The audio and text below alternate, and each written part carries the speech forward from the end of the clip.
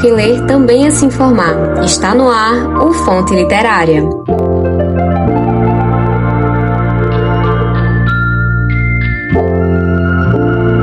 Olá, ouvintes! Sejam muito bem-vindos ao nosso terceiro episódio do Fonte Literária, seu programa semanal de notícias, debates sobre livros e os temas que eles abordam. Eu me chamo Will Wine, sou jornalista e estou aqui para guiar você no mundo literário. E como disse Paulo Freire, a educação muda as pessoas e as pessoas mudam o mundo. Nosso tema de hoje são as relações tóxicas, o luto e a cura emocional. Iremos conversar sobre o livro O Ar que Ele Respira, que é uma obra que traz a temática de que a dor do luto fez com que duas pessoas se encontrassem e se permitissem recomeçar. E para enriquecer nossa conversa, recebo hoje a Mislene Gonçalves, que é psicóloga, clínica em Gestalt, pós-graduanda em Saúde da Mulher, pesquisadora da área da saúde mental da mulher, relacionamento e perinatalidade. Mislene, seja muito bem-vinda ao Fonte Literária. Obrigada, Will. Gratidão pelo convite incrível para um projeto tão rico e grandioso como esse. Estou muito feliz pelo convite. Oh, coisa boa. Mas antes da gente dar início ao bate-papo, eu vou contextualizar vocês um pouquinho sobre o livro. O Ar que Ele Respira, da autora Brittany Sherry, foi lançado em 2015 e traz a história da Elizabeth, que perdeu o marido faz 1 ano e está tentando seguir em frente na companhia da sua filha Emma, de 5 anos. Ainda no processo do luto, ela resolve retornar para a antiga cidade e, chegando lá, descobre que tem um novo vizinho, o Tristan, onde todos o chamam de frio, cruel e perigoso. O que a população não sabe é que ele também está passando pelo mesmo processo da Elizabeth, pois ele perdeu a esposa e o filho em um acidente. A diferença é que para Tristan não sobrou nada para se reerguer além do seu fiel amigo de 4 patas. Eles não se gostam logo no início, mas depois acabam encontrando um no outro uma companhia para suportarem a dor juntos. O que eles não contavam era com o amigo de Elizabeth, que na verdade era apaixonado por ela, mas manteve isso em segredo. E nessa história, ele vai tentar fazer de tudo para atrapalhar esse possível romance. Mas eu não vou me prolongar mais, senão vou acabar contando spoiler. E agora, dando abertura às nossas perguntas, no livro em questão, os personagens principais enfrentam grandes perdas. Para a psicologia, Mislene, de que forma a literatura pode ajudar as pessoas a refletirem sobre o luto? De uma forma riquíssima, né? A leitura ela amplia conhecimentos. Acho que o luto tem muito, como dizem, pano para manga, tem muito assunto para ser falado, para ser aberto. É um processo individual, é um processo muito amplo, né? E ler sobre, entender um pouco mais sobre, com certeza auxilia nesse processo de autoconhecimento mesmo do sentimento, de entender o que está se passando consigo. E tem muita gente também que não sabe se está pronto ainda para ler sobre, para assistir filme, e traz a vivência de que cada pessoa tem a sua vida, tem a sua particularidade, tem o seu olhar diferente, fazendo com que cada indivíduo se sinta e viva o luto de uma forma diferente. Você poderia explicar para os ouvintes quais são os estágios do luto? Então, antes da gente falar sobre os estágios, eu acho muito interessante falar sobre as principais características, né? Tu falou de uma muito importante, que é o como o luto é um processo individual. Né? Outras dessas características é que não é um processo linear, então não dá para saber, né, se eu tô legal aqui agora, daqui a alguns minutos eu vou estar revivendo a situação, vou estar vivenciando isso, e aí toda a sensação, todo o sentimento, ele retorna de uma maneira muito potente. Então não é linear, né? É intenso, né? E os 5 estágios do luto são a negação, a raiva, a barganha, a depressão e a aceitação. Lembrando que, por ser um processo individual, não necessariamente o sujeito ele vai passar pelos 5 estágios desse processo, tampouco ele vai passar por eles em alguma ordem. E a importância de entender isso para além dessas fases, entendendo que cada sujeito vivencia, né? Tanto que existem muitos estudos sobre o luto hoje que já não veem essas fases do luto em uma ordem. Justamente por isso, cada sujeito pode vivenciar com uma ordem, sem uma ordem, ou pode sequer passar por todas as fases durante o seu processo. Exato. E já puxando dessa linha que você está falando, o livro traz a frase: a pior parte de perder uma pessoa amada é que você também se perde. Assim, como a gente pode respeitar o nosso próprio tempo de luto sem a gente se sentir pressionado a superar logo? A maior importância nisso tá em entender que ele é teu processo. Nem todo mundo entende, nem todo mundo ao redor vai entender, e isso é muito difícil. Implica, inclusive, em perder algumas pessoas que não entendem. Ah, mas tá se isolando, ah, mas não quer ajuda, não quer me incluir nesse processo. E às vezes é só o outro tentando lidar da melhor maneira possível com o que tá vivendo. E também tem até aquelas pessoas, por exemplo, que às vezes não chegam para falar porque não sabem como falar. Aquela situação de vou perguntar se tá bem. Calma, não tá bem. Como é que eu vou chegar para falar com a pessoa? São fases que, tipo, a pessoa que tá sofrendo o luto tá sofrendo, de fato. Sim. E acaba sofrendo em dobro porque muita gente acaba se afastando, não é isso? Porque não sabe chegar. Sim. Ou acaba se afastando das pessoas, né? Nem sempre acaba acontecendo nessa ordem.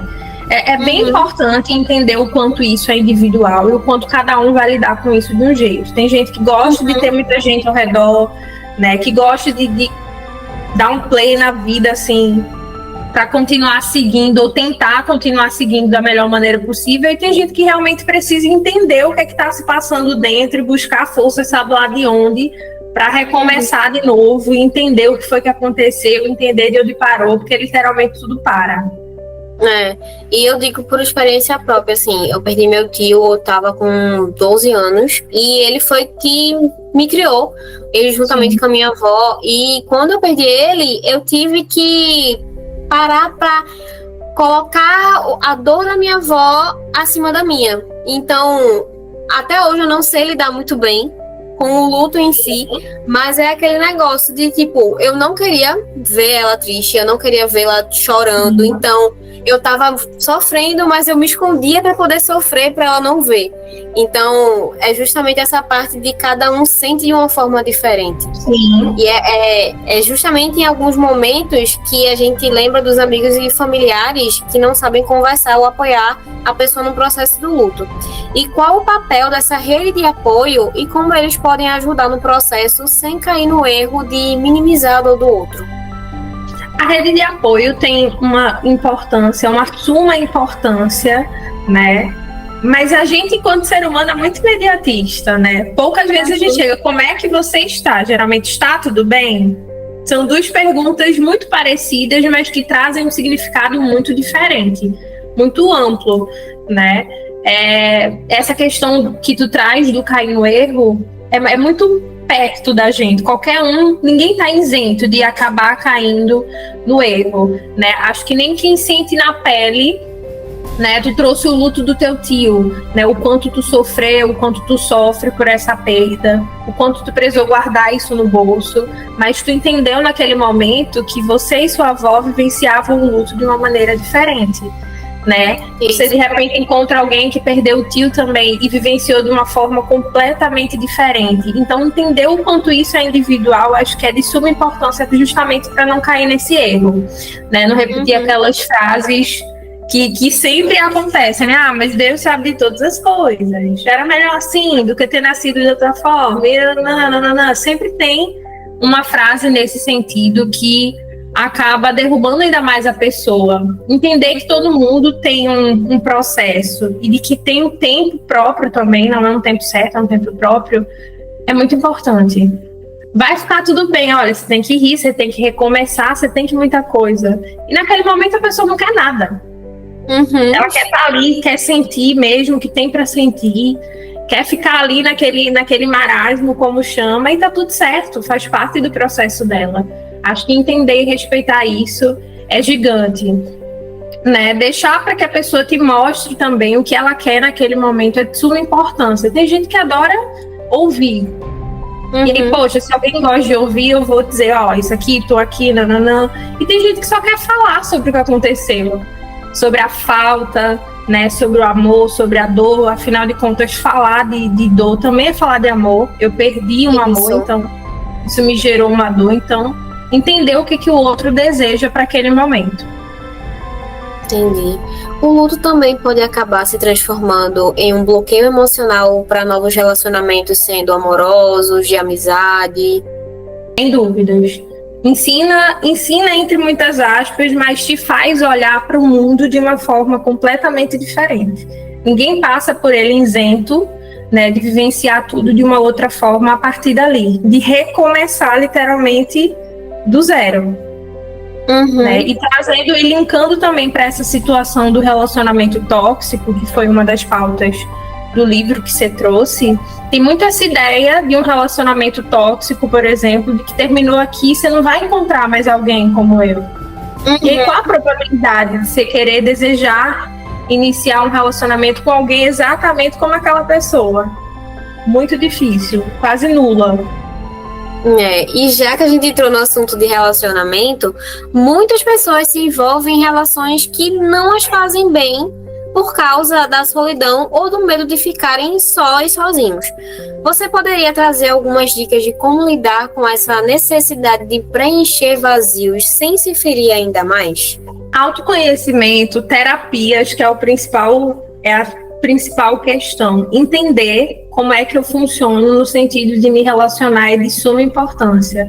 Entender como é que eu visualizo um relacionamento. Eu quero estar em um relacionamento ou eu preciso estar? Né? Se eu preciso, já se acende um sinal de alerta. Preciso por quê? Para quê? Né? O que me faz precisar? Entendi. E já entrando nesse assunto de relacionamento tóxico, quais as diferenças entre uma relação difícil, mais saudável, e uma relação tóxica? A gente busca muito aquela história do conto de fadas ainda, né? Isso é muito dissipado por aí. E aí essa ideia faz com que se crie uma certa ideia de um relacionamento saudável muito diferente do que de fato é. Um relacionamento saudável, ele não é feito de um casal que nunca briga, que nunca discute, de que não discorda sobre nada, de que não entra em ideias diferentes, em situações difíceis, em momentos difíceis, que não se frustra em alguns momentos, né? Mas é muito diferente de vivenciar isso o tempo todo, de me questionar como é que eu me sinto no relacionamento o tempo todo, né? De sair literalmente daquela zona de amor, daquela zona de conforto, para uma total confusão interna, para uma total briga. Então, se eu questiono isso o tempo todo, algum sinal de alerta precisa acender, não tá legal. E referente a esses sinais de alerta, o que é que a gente precisa ter atenção a, por exemplo, o início de relação tóxica? Quais, por exemplo, de amizade, quais atitudes que a outra pessoa pode estar tendo que seja tóxico e que a gente não está percebendo? A pessoa sempre se demonstra não saber bem onde tá pisando em ovos. De repente vai brigar comigo se eu fizer isso. Né? Geralmente são sinais que inicialmente se acendem. Mas geralmente esse abusador, ele te isola, ele te blinda justamente dessa questão familiar e afetiva, né? Porque é uma rede de apoio se você tá comigo e eu sou teu tudo dentro desse cenário, desse contexto. Você não precisa. Então, é um sinal de alerta. São alguns sinais de alerta. A outra pessoa já demonstra que ela é tudo e vai criando ali a dependência emocional só por aquela pessoa, né? Vai minando. Costuma ser aquilo da ideia do prisão sem grades. Eu te prendo em algo que você não sabe o quê. É verdade. E existe algum padrão de comportamento que pode acabar atraindo a pessoa para um relacionamento tóxico? A principal delas, sem dúvida, é a dependência emocional. É entender de que eu preciso. A ideia do preciso, mais uma vez, reforçando. Eu não quero estar em um relacionamento, eu preciso. Para me sentir completa, para me sentir feliz, para ter alguma coisa, para conquistar alguma coisa. É um poder imenso. Encontrar alguém que de repente vai chegar, vai completar, vai transformar e vai fazer tudo acontecer. A dar-se para o outro. E disso a gente já puxa a linha de que, tipo, a pessoa, ela não se conhece ao ponto de que eu posso fazer isso tudo por mim mesma. Eu posso sair sozinha para me conhecer. Eu posso ir para um café sozinha, por exemplo, para ler, para simplesmente desfrutar da minha própria companhia. Ela precisa dessa outra pessoa. Aí a gente já puxa a linha de que terapia é importante também para a gente amar a si mesmo. Sim. Se conhecer mais. E entender essa necessidade, né? Como você trouxe, de ter alguém, inclusive, que me faça ou que melhore a minha própria companhia. Eu preciso estar na companhia dessa pessoa também, para que alguma coisa seja positiva, para que alguma coisa flua. Muitas vezes a gente lê história intensa como essa do livro, que é O Ar que Ele Respira, e a gente se vê em alguns personagens. Então, qual a importância dessa conexão para ajudar no processo de cura? De suma importância esse processo de identificação. A gente tem ideia de que muito daquilo que a gente fala e fala repetidas vezes é uma coisa que não precisa ser falada, né? Como a questão do luto, como a questão da dependência emocional, como a questão do relacionamento abusivo. E constantemente a gente encontra pessoas que não se dão conta de estar vivendo dentro de uma relação como essa, né? E a leitura, esse processo do ampliar conhecimentos, do se identificar com alguns personagens, traz esse sinal de alerta, né? Faz a luzinha piscar e, poxa, alguma coisa não tá legal, né? Aqui não tá, de repente aqui também não.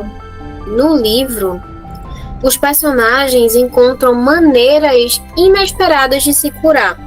Na vida real, o que pode ajudar nesse processo de cura emocional após perdas e relações tóxicas? Terapia. A resposta para quase tudo, né?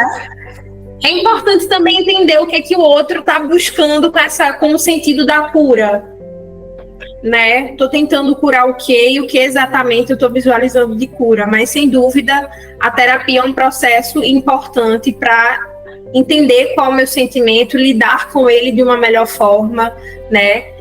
Não exatamente existe uma cura, por exemplo, o processo do luto, né? Eu vou vivenciar o luto enquanto eu existir, né? Muito se fala do luto, muito se acha que o luto ele traz muito da morte, na verdade ele traz tudo sobre a vida de quem fica e quem vivencia esse processo. Então, o relacionamento abusivo também tem esse viés. Eu nunca vou me relacionar da mesma forma, né? Sempre alguma coisa vai me chamar a atenção, sempre alguma coisa, e muito se fica nisso, mas a ideia da terapia é justamente conseguir me relacionar. Obviamente, é uma marca que fica, mas que isso não te impeça de se relacionar ou de continuar buscando outras relações saudáveis. O importante na terapia é justamente a gente aprender a sentir as nossas emoções, a gente aproveitar, por exemplo, desses momentos, no caso, ociosos, para a gente parar, por exemplo, sentar, olhar para o teto e ficar, o que é que eu estou sentindo? O que é que eu acho que pode estar faltando? O que é que eu posso me completar? É muito importante isso também. E a terapia aparece muitas vezes como recomendação, mas nem todos procuram logo de início. Quais são as outras práticas que podem ser aliadas na busca pela cura emocional? Sim, é importante entender esse aliada, foi uma palavra de suma importância para linkar aí nessa pergunta. Outras práticas são sempre muito bem-vindas, mas é importante lembrar que são práticas terapêuticas e não terapia. Terapia é terapia, um processo, uma pauta terapêutica é uma pauta terapêutica. É o exercício físico, é o hábito da leitura que enriquece, que é maravilhoso, é a questão espiritual, é a saúde física, tudo isso complementa, mas precisa estar alinhado a um processo terapêutico. E às vezes a gente busca nos outros a cura das nossas feridas. Quais são os riscos de esperar que a outra pessoa salve a gente, nos salve? Todos. Quase todos, né? É um poder muito grande para se dar ao outro. E aí tu imagina um narcisista com um poder como esse. Cheguei para te curar. Tá em mim todas as respostas da tua vida. Tá em mim tudo que tu precisa. E tu vai acreditar nisso, né? Porque ele tá te vendendo algo que você já traz consigo. Então, é um poder muito pesado de se dar pro outro. Perigoso também. Por exemplo, ao início de uma relação tóxica, né? Sim. É complicado. E nesse processo, qual a importância do autoconhecimento? Você acredita que recomeçar exige primeiro se perdoar? Sim. O relacionamento abusivo, ele traz muito essa questão da culpa, do porquê eu não identifiquei, por que eu permaneci, poxa, mas todo mundo me sinalizou, né? Tem muito disso nos encontros, tem muito disso no processo terapêutico, do outro se questionar. Todo mundo me dizia, por que eu não vi? E você estava tão envolvida ali que não tinha como ver, né? Não tinha espaço para ver, porque você não via nenhuma outra coisa além daquilo que o outro te trazia, que era justamente a ideia dele. Sim. Então, é de suma importância esse processo terapêutico, como você trouxe, se perceber de uma outra forma, entender como é que você está funcionando no mundo, como você tem se relacionado, né? Como é que você tem funcionado dentro desse relacionamento, como é que ele tem chegado até você, tem te afetado de certa forma. E o que significa, na prática, aprender a viver de novo depois de uma grande dor? Essa pergunta é bem... Com certeza. Acho que para todo mundo que vivencia uma grande perca, isso tem um significado diferente e forte e potente, né? Uhum. E reconhecer isso como individual é de suma importância também. Entender o que é que te move, o que é que vai te fazer se mover a partir dali é muito importante. Para todo mundo isso é muito individual. O que te fez? O que te moveu depois da tua grande perda? Uma pergunta bem... A gente para pensar justamente o que é que a gente pode fazer depois do que acontece, né? A gente fica com aquela... Por quê? A gente sempre se pergunta por que aconteceu, por que tinha que acontecer, o que é que eu podia fazer para mudar. E simplesmente, assim, as coisas não... A gente tem domínio da nossa própria vida. A gente não pode mandar na vida do outro, a gente não pode decidir que a gente não é Deus. Mas justamente fica na gente a memória e a vida da pessoa que a gente vai levar. A gente vai levar sempre aquela pessoa viva dentro da gente. E foi isso que te moveu naquele momento. Olha, você não comece a terapia comigo aqui não, viu? Mas tem muito disso, de entender o que é individual. Acho que você trouxe uma ideia de trazer também para o pessoal, porque a gente não está isento de passar por grandes percas, por grandes perdas. E assim como outras pessoas, eu também não estou. Então, isso é muito individual, né? Você trouxe a ideia de que eu pudesse trazer isso aqui também, né? Depois de tudo que aconteceu comigo, sem dúvidas, o que mais me moveu foi justamente a minha filha, né? De me manter firme e forte por ela, né? Para continuar lutando por outras crianças também, para que aquilo que aconteceu não voltasse a se repetir da forma que aconteceu, para que não ficasse ali, né? Zelar por essa história e logo em seguida, né, o meu outro filho. Então, foi isso que me moveu, ser por eles. E sempre vai ser, vai manter viva a chama de Lisa aí contigo, né? Com certeza.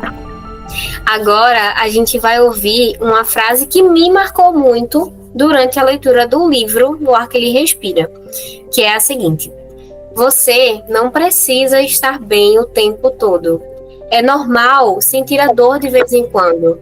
É normal se sentir perdida, como se estivesse andando no escuro. São os dias ruins que tornam os dias bons ainda melhores. Mislene, que conselho você daria para alguém que sente que nunca mais vai conseguir amar depois da perda? Nunca é uma palavra muito forte, né? E a gente se dá esse ultimato.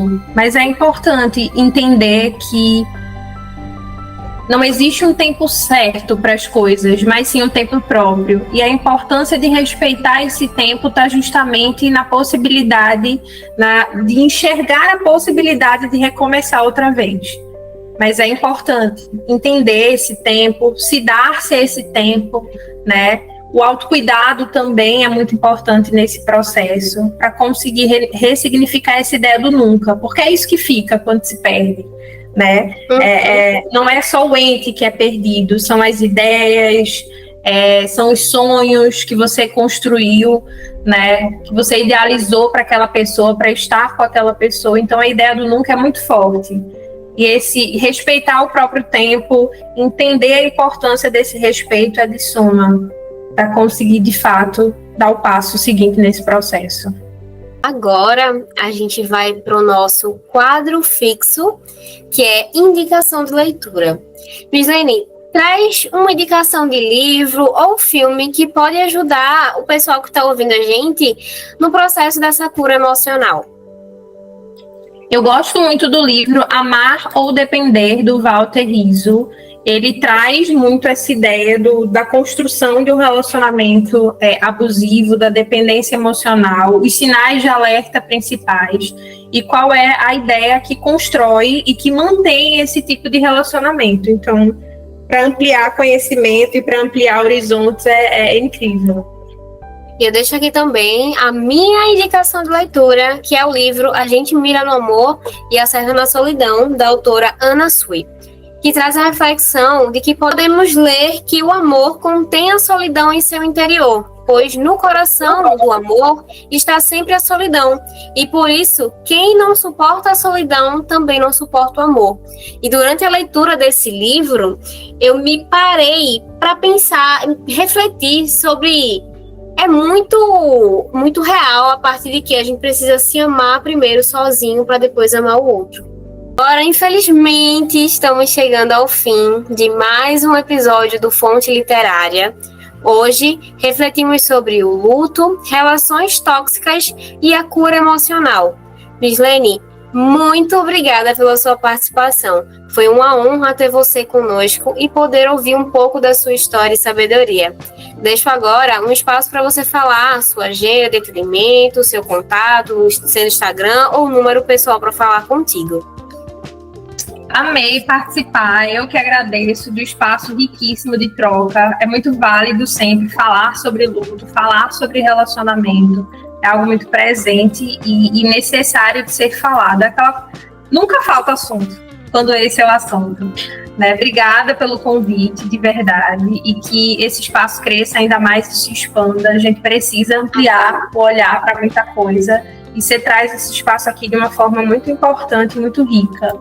Né? Quanto à minha agenda, ainda tem algumas vagas, né? E você pode me encontrar lá no psi.mislene ou no 97991789.